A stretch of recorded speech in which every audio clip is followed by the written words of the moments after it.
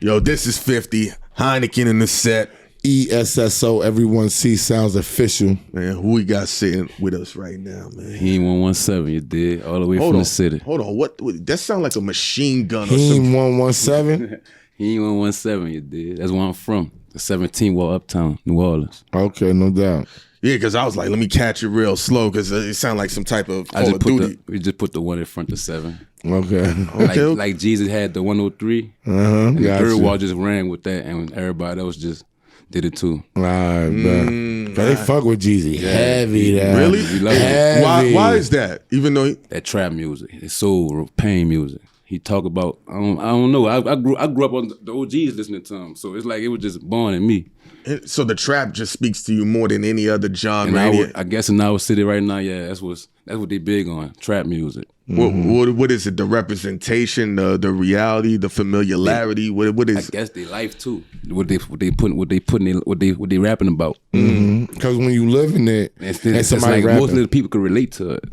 So Jeezy, when you hear Jeezy's lyrics, you feel like that's the authenticity of the lifestyle y'all living versus other dudes. Me, not really. See, I can't see. I ain't gonna say I can relate to him, everything he do, but like the older people I come up on, that's all they. Like this, they so like y'all love, like I probably love J. Yeah, they love Jeezy. Is there somebody else from your town that they love just as much as Jeezy? Because you know what I'm saying. Because being that you from New Orleans, Soulja Slim. That's our God. That's our God. That's our rap God out there. Really? Why you say that? I mean, not why you say that. Please tell me why that is. Soulja Slim. Yeah.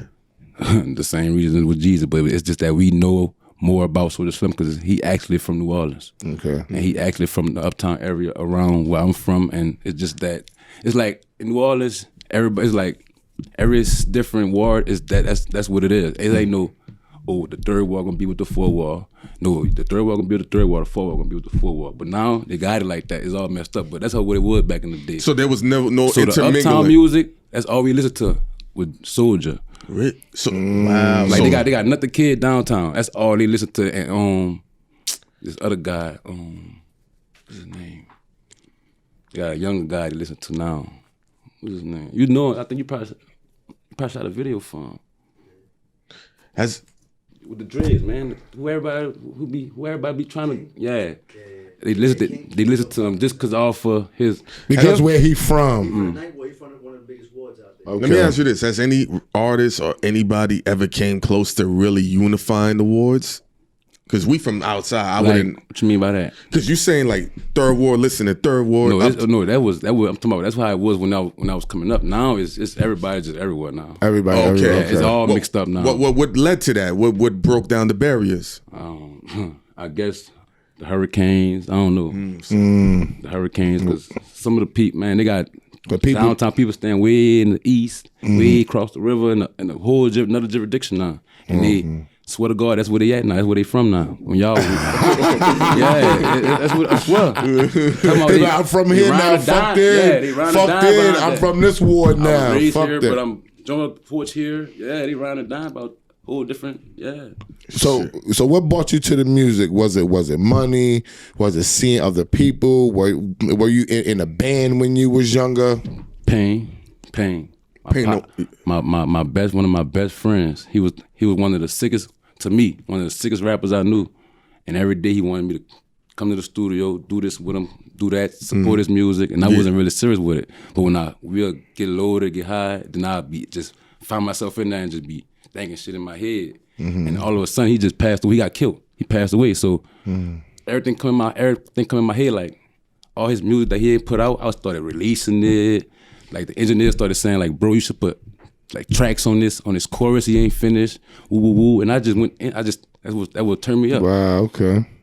That would turn me up. So your partner's legacy. I used to always get loaded with him and just like he'll tell me, go ahead, bitch, freestyle. That's what he do. What was his name? But I never do it. Gunner.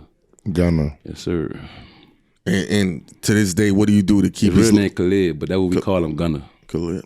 What do you do to keep his legacy going, man? That's what I'm doing right now. I'm sitting in front of you, telling you about my music and spitting this pain music, letting y'all know my life. Well, You know, like, what was the studio session like with you and Gunna? Like, aside from the music, what was the talks like with you and your partner? What was the dreams What that we gonna had? do when he blow? Cause I'm telling you, I ain't hit nobody yet to this day spitting like him from our city. He was like a more hype man, like a Meek Mill type punchline, after punchline, after punchline, after punchline. I could put on a song for 30 seconds. You're gonna say he said like 4 or 5 punchlines. I'm telling you, that's how he come. That's how he deliver. He raised up as like raised doing that praying Muslim. His dad was a Muslim, so he raised up. So he was like really in the books. Like he really knew really a lot of words. Like he was a dictionary. Like the vocabulary was crazy. Strong. That's what I'm. The vocabulary was strong. And then after that, we was caught up in the streets and just having to get shot and passed away. And I just took off from there. I swear, everybody, I'm talking about studio engineers, cameramen with the, just won't throw it on me like, come, I'm gonna shoot you for free. I'm gonna record you for free. Come on. All your free time, take your time. Come on. We're gonna start you. We got you. Just off his name, off what he was doing. But everybody knew he had the mentality to make it. It just, he was so caught up in the streets. What are you doing to not get caught up in the streets?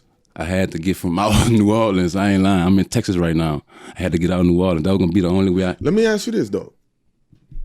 Clearly you live in a street life in New Orleans because of the opportunities maybe not being available you wanted to. What's so different about being in Houston other than not seeing the same people? Why couldn't you do in New Orleans what you're doing in Houston? What was the I'm not trying to play you. I'm just trying to get in. It really was the focusness, like okay. By me, like I stood out the boundaries in New Orleans. That's what me. I'm ducked off. I'm in the suburbs in the city. I'm not nowhere around the city. It's gonna take me 30 minutes to get to New Orleans every day. But that just being out there. Period. Like I got my children standing in this area, my mama standing in this area, and my sister standing in this area. So it's like I can't. What? This is what I grew up with. This is all I got. I ain't never had my daddy since I was 2. So I'm like the man of the house. My mom ain't never had shit. Like, so I'm the man of the house. So when she called, I gotta go there. My sister called, I gotta go there. My children called, I gotta go there. I can't say no. Oh man, I got beef, man. I can't do that. I can't. Oh, somebody looking for me. No, they need me. That's what they did. That's who they depending on me. So I feel like, but now we got this agreement. I could chase this bag in a different city and not have to worry about nothing.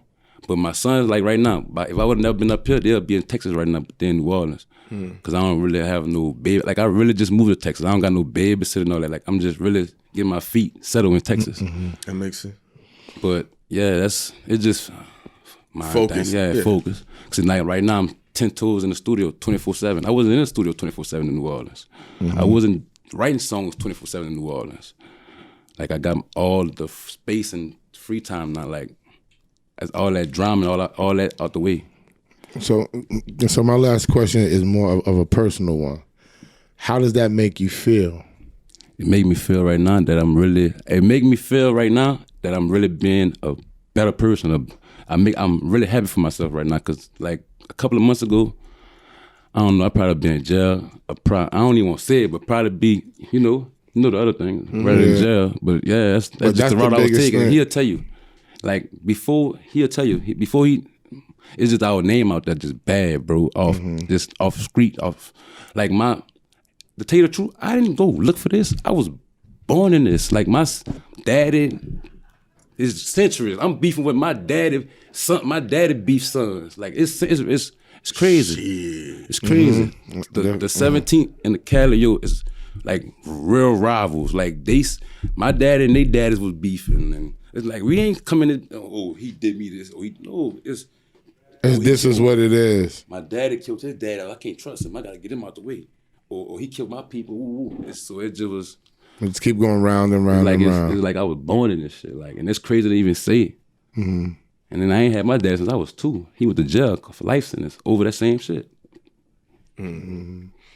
Yo, what's the scariest thing about this music game, in your opinion, right now? It's just. What's something that I feel like if I ain't gravitate and change, like that's all I was really rapping about was the streets, like like bang, shoot 'em up, bang. But like people gonna get tired of that. That's not gonna get me in the industry. So that's the only thing I was really scared of. Like when I'm a gravitate, when diversifying but see, that's what I said. When Texas come in a big part, like by me elevating, Texas made it a big old space of mine. I could just think, nah, I'm not on that type of subject. Like I could show you, I could put real pain music on, real club bangers on, real songs on for children could dance to. Like I could put that on now. But a couple of months ago, I couldn't put that on. I couldn't put that on. I had to go on a Sunday radio in New Orleans at after midnight, like type shit. Real talk, bro. Well, Heem117. Tell other people how they could reach you, how they could find you, so they could follow you and catch your vibe with your new music that you about to put out since you in H-Town. Right. That could play at 3 o'clock on the radio. Facts. You can find me on Instagram, Twitter, YouTube, United Masters, Apple Music, whatever. Heem_117. That's simple. Heem_117. HEEM. Yo, and we wish you the total best and all that. Appreciate it, bro. But one last thing going out. People don't know you and all that. I told you, man, right? It's the last thing. If they don't know you, what can you say to them to get them to even want to go stream your music? All I want y'all to do is just tap in and let me tell y'all about my life. That's it. And you gonna understand if you some people gonna relate and some people gonna understand where I came from and why I'm doing what I'm doing.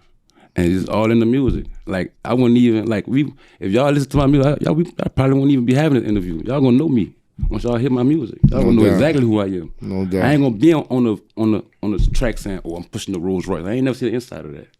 I ain't gonna say that. That's not me. Gotcha. I'm gonna tell you, oh yeah, I slept days without lights or days without water. Yeah, I had to go stay with my grandma because my mama had to get put out because we ain't had the money for the rent. I'm gonna tell you that. You're gonna hear that in my songs. But now I'm I'm like I said, I'm elevating. Like we ain't going through that no more. We moving up now. We doing better things. So, Smitty Liddy in the city, right? Hollywood came along. Okay. I got a little label going on right now behind me in Texas. Yeah, so it's like I'm elevating now. I wasn't doing that in the waters. I'm just ducking and dodging bullets and trying to throw bullets back to make sure I'm straight. And why? I'm ducking the police. And time from time, I see they got a hot G mix out. Everybody doing that beat. Let me go Hollywood. Let's record a video. Type shit. That's all I was doing. Oh, you ain't taking it serious. So people ain't really was supporting me. Now you can see the difference and on my social media and everything now. Like everybody really backing me, like in the city too now. Like it's crazy. They ain't even like me at first. Like I got the most love from out of towners. Real talk. Small little countries out around New Orleans, like Mississippi, Baton Rouge, Lafayette. Like man, it's crazy now. Like everybody, oh you come home and shoot the video. I got a song out right now. Come home and shoot the video with Magnolia Chop. The single I'm about to drop. Come on and shoot the video. Ooh, you gonna do it big? No, out the way. I'm shooting in Texas while I'm good at, well, I'm straight at. I don't gotta worry about watching my back, gotta have a chopper on me and all this. No, I'm straight. Tune in to Heem117 when you want the real. Blow, this is 50. We out.